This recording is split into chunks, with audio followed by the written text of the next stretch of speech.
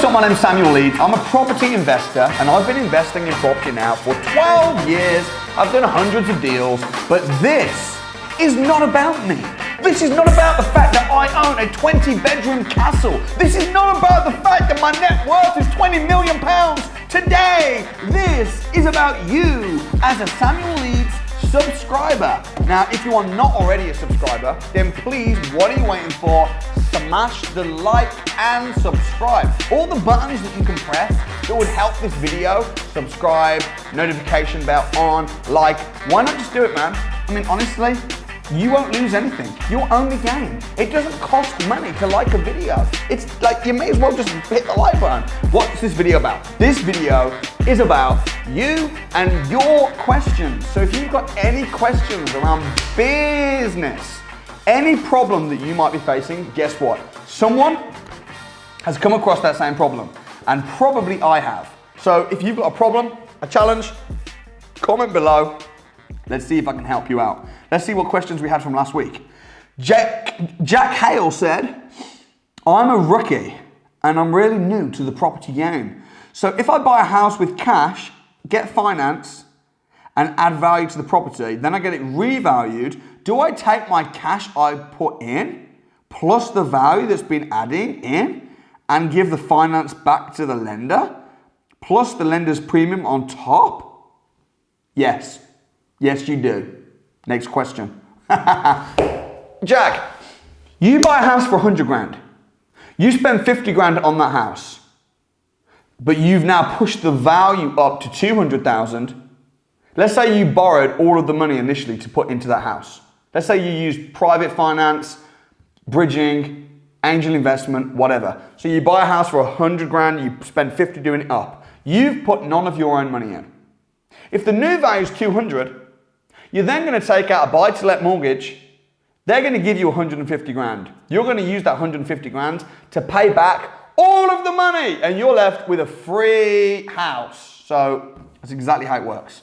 And that strategy is called BRR, buy, refurbish, refinance. And I've been doing that for many years, and so have loads of my students. All right, N. Bambi. Currently reading your book, which I'm finding very informative. Thank you. Regarding multi-lets, what do you do if you let out a 3-bedroom property to 3 individuals, but one has their partner over most, if not all, nights and disturbs the other tenants, effectively becoming the 4th unpaid tenant? How would you avoid freeloaders like this? And Bambi, this happens all the time. So let's say you've got, a property, a 3-bed. Normally what I do is I will rent one of the rooms out specifically in mind that it's to a couple, because you're going to get more rent for a couple. So you should be getting a maybe extra £100 a month for a couple. So if the room is 400, but you want to move 2 people into the room, you can't charge 2 lots of rent because they're only renting 1 room, right? They're not renting 2 rooms.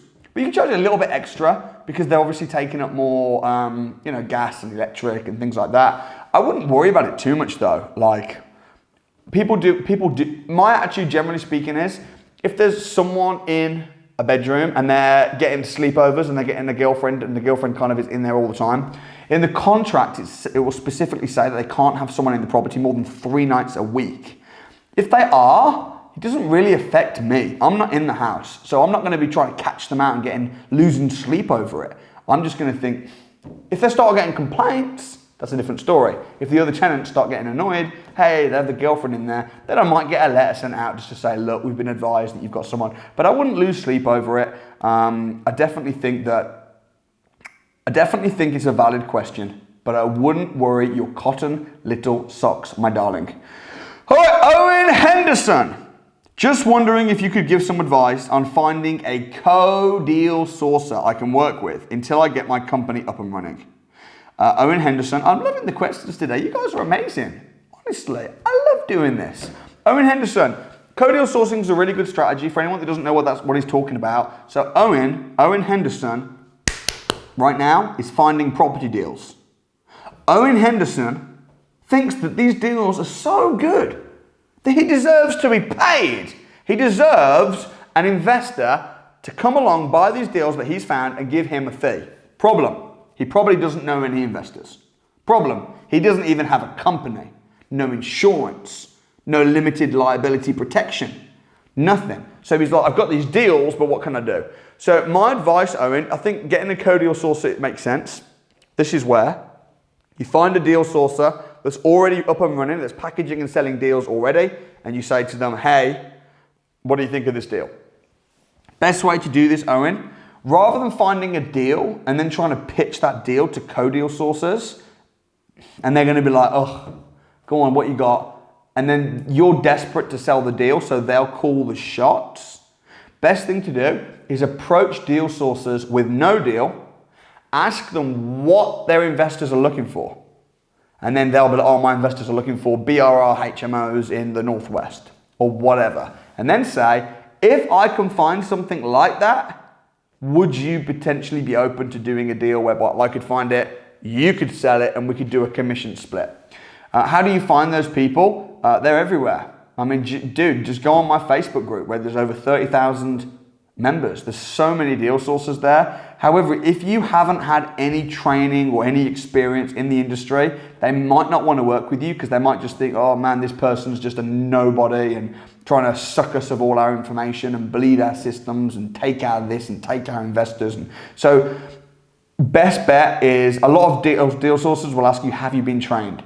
My advice, get on Samuel Leeds training, learn how to package and sell deals, and then once you've got the knowledge and experience, then go and start approaching deal sourcers. And then because you've had the training and you've got the confidence, and you'll be a breeze to work with, and everyone will want to work with you.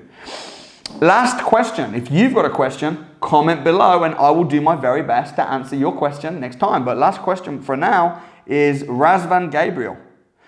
Razvan Gabriel says, I'm planning to buy my first house in Manchester and I want to get a lodger in. Do all lenders accept this, or is this something that needs to be agreed before signing the papers? Is there anything else that I need to consider for this to work? Thanks in advance, Razvan Gabriel Razvan. Okay, so nearly every lender will let you do this. You won't need any letter or any permission.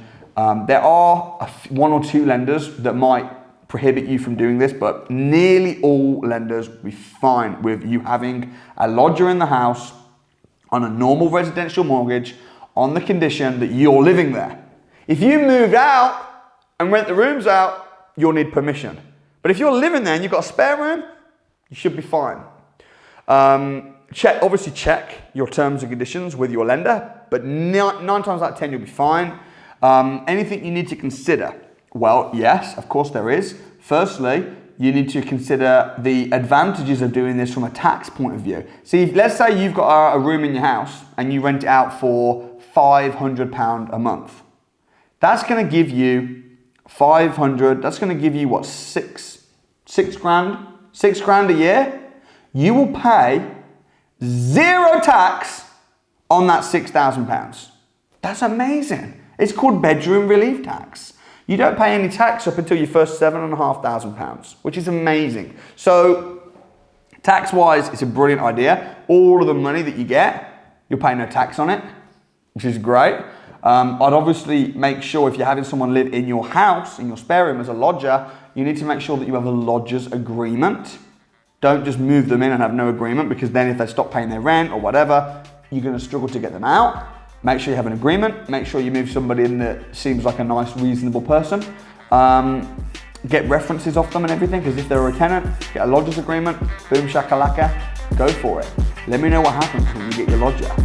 Guys, if you enjoyed this video, hit the like button. If you've got questions for me, hit them down below, and I'll do my best to answer every single question next week. Look forward to speaking to you soon. God bless. Peace out.